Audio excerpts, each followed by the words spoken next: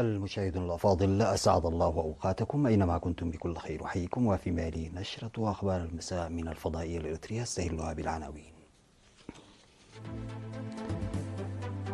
إجراء انتخابات المدراء الإداريين في الإقليم الجنوبي.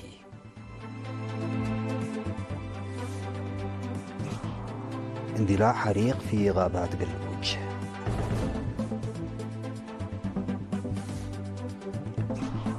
فرع الاتحاد الوطني للشباب والطلبة في الأوسط يقيم أنشطته. إيكواس تعطي بوركينا فاسو ومالي والنيجر مهلة لقرارها الانسحاب من التكتل.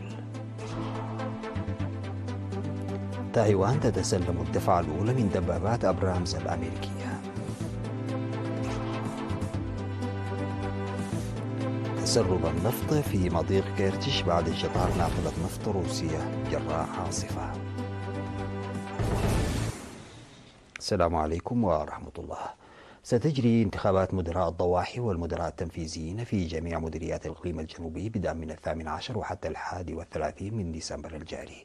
وأفاد حاكم الإقليم الجنوبي سيد هبتاب تسفازيون لوكالة الأنباء الإريترية بأنه قد تم الانتهاء من المرحلة التعبوية التي نظمت لتعقد في جميع المديريات منذ 18 من نوفمبر وحتى 15 من ديسمبر لتنوير المواطنين حول اللوائح والإجراءات لتأدية الانتخابات الهادفة لاستبدال المدراء الإداريين التي انتهت فترة خدمتهم ضمن الضوابط. وتتأسس هذه الضوابط بالسماح لمن هم 18 عاما فما فوق بحق الانتخاب، والسماح لمن هم 25 عاما فما فوق للترشح، الذين يتحلون بخلوهم من أي سوابق مخالفة للقانون والجرائم بجانب الوطنية والجاهزية لخدمة تطور البلاد والمواطنين وضمان الوحدة الوطنية. وأوضح أن الانتخابات ستجري في 232 إدارة ضاحية تابعة للإقليم الجنوبي، كما تم تجهيز لأساليب مساعدة المعاقين والصم لتسهيل العملية الانتخابية لهم والتوعية الشاملة لضمان مشاركة المرأة في السلطة. وأضاف السيد هبتاب أن العملية الانتخابية ستجري بتضافر مكاتب المؤسسات الحكومية، وإنه يجري العمل لتوفير وسائل المواصلات في الزمن المحدد لتجنب أي تخلف في العملية، كما سيتم انتخاب لجان جمع الضرائب للمواشي والأراضي في القرى إلى جانب انتخاب العيان. وحث السيد هبتاب في ختام حديثه المواطنين للتصويت بمسؤولية ووعي لمن يخدم الوطن والشعب بتفان وإخلاص. في نبأ وصلنا متأخرا، اندلع حريق في غابات ضاحية دريسة التابعة لمديرية قلوج في 7 من ديسمبر ليحدث أضرارا جسيمة بالمراعي والمزارع. وأفاد ممثل سلطة الغابات والحياة البرية في المديرية السيد ياسين محمود اندلاع الحرائق في ساعات المساء استمرت لمدة 8 ساعات، والذي أحرق 200 هكتار من المزارع وحوالي 500 هكتار من السهول الرعوية، بالإضافة إلى احتراق أكثر من 1000 شجرة، كما يتم التحقق من مسببات هذا الحريق المدمر. وأكد عضو مراقبة الغابات والحياة البرية السيد تخلية قبريسوس التهديد الدائم لاندلاع الحريق جراء الحركة المستمرة للمزارعين والرعاة في الغابات وبين المزارع التي وصلت إلى أحوال جيدة بفضل الهطول الجيد للأمطار في موسم الخريف الماضي. وأشاد السيد تخلية بالجهد الذي بادر به المواطنون وأعطى قوات الدفاع وموظفو شركة بدهو للإنشاءات. وتفيد الأنباء الواردة عن حدوث اندلاع حرائق في ضواحي أيترف وسابونايت ومناطق زراعية ورعوية أخرى لتحدث أضرارا في حوالي 600 هكتار من الأراضي.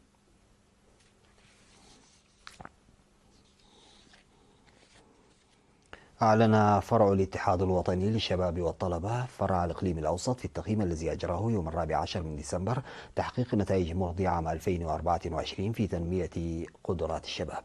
وأوضح مسؤول الفرع سيد سامسون كفله وجود برنامج عام 2025 لتقوية أنشطة التوعية والتنظيم، وخاصة التركيز على تأطير الشباب العمال. وأفاد التقرير المقدم عن تنظيم دورات تدريبية للتأهيل الاجتماعي ل 3460 شابا، وتقديم جائزة فيتوراري ل 165 طالبا متفوقا في امتحانات الشهادة المتوسطة، وكذلك تأهيل 172 شابا محتاجا في تربية النحل والدجاج وتصفيف الشعر والطهي وصيانة محركات ضخ المياه. ودعت مسؤولة متابعة الأقاليم في الاتحاد الوطني للشباب والطلبة السيدة هيلين أمينة إلى تعزيز تعاون الشركاء لإنجاح الاستثمار الجاري في الشباب.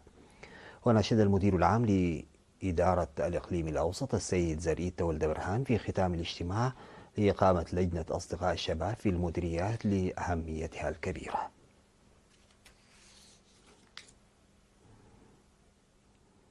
ألقيت بمديرية الدقيح محاضرة ل70 مزارعا في 13 من ديسمبر بهدف غرس فوائد خلايا النحل الحديثة. وذكر مسؤول مكتب الزراعة في المديرية السيد يوهنس كفل مريم المزارعين للتركيز على خلايا النحل وإنتاج منتجات قابلة للتسويق لأنفسهم، ونصحهم بعدم استخدام المبيدات الحشرية ومنع استخدامها من قبل الآخرين.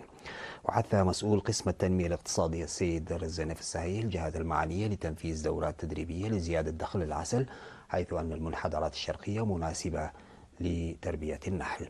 وتؤكد وثائق مكتب الزراعة وجود في المنحدرات الشرقية لمديرية الدقيح وجود 17 نوعا من نحل العسل مما يميز هذه المديرية.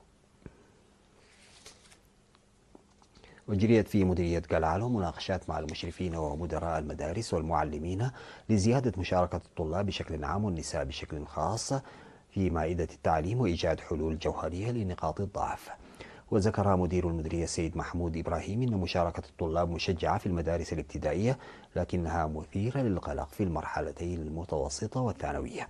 وأضاف السيد محمود أن انخفاض اهتمام الوالدين وعدم تجمع القرى والمناخ غير المواتي والظروف المعيشية وغيرها من التحديات الرئيسية، وإنه يجب العمل لإيجاد حلول لهذه التحديات. في الوقت نفسه نظم مكتب فرع اتحاد الشباب والطلبة بمديرية قلعلو محاضرة في إدارة ضاحية إنجل حول أهمية التعليم. وقال مسؤول اتحاد الشباب أحمد حمو إن تنشئة شباب كفو هي من أهم أولويات الاتحاد، مناشدا الجهات المختصة بالتركيز على التعليم والتأهيل. وتوجد في مديرية قلعلو 47 مؤسسة تعليمية تقدم خدمات تعليمية من المراحل التمهيدية وحتى الثانوية. بعد الفاصل سادتي أعود بالأخبار الخارجية.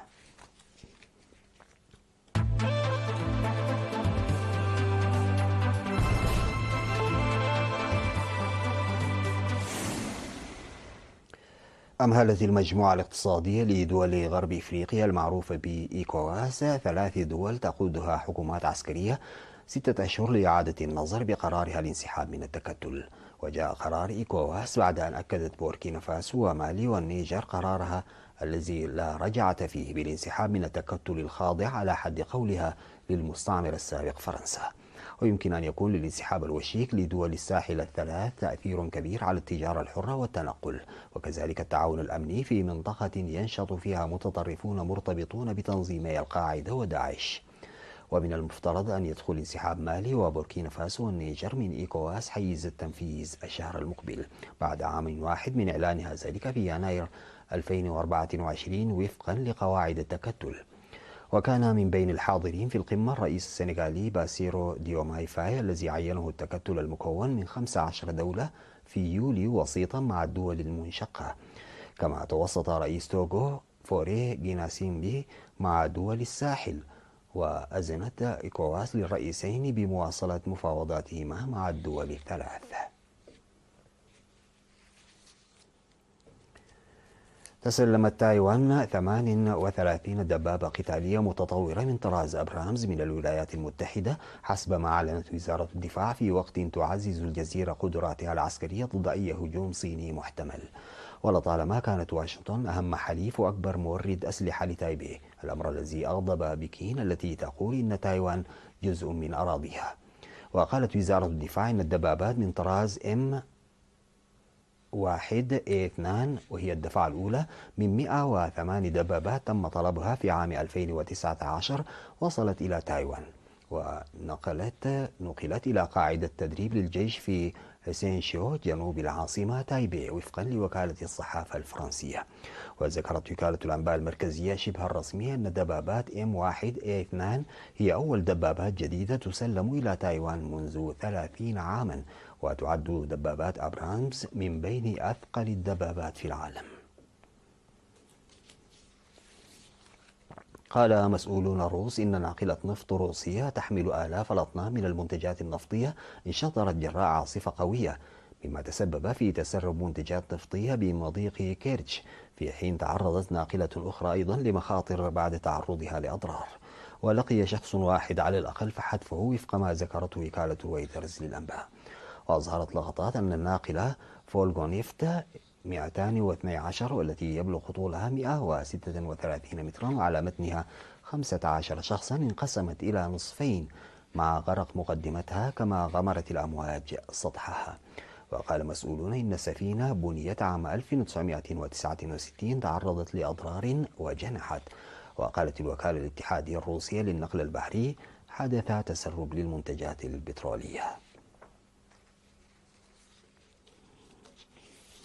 أختم هذه النشرة بتذكير بالعناوين. إجراء انتخابات المدراء الإداريين في الإقليم الجنوبي.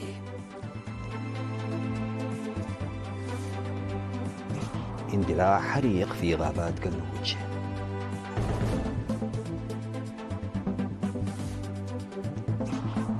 فرع الاتحاد الوطني للشباب والطلبة في الأوسط يقيم أنشطته.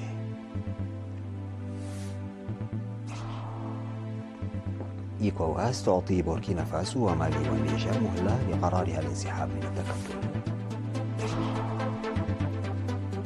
تايوان تتسلم الدفعة الأولى من دبابات أبرامز الأمريكية.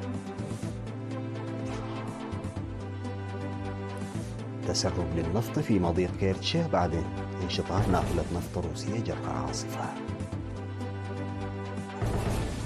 انتهت نشرة أخبار المساء قدمتها لحضراتكم من الفضائية الإريترية. شكرا لمتابعتكم. السلام عليكم ورحمة الله تعالى وبركاته.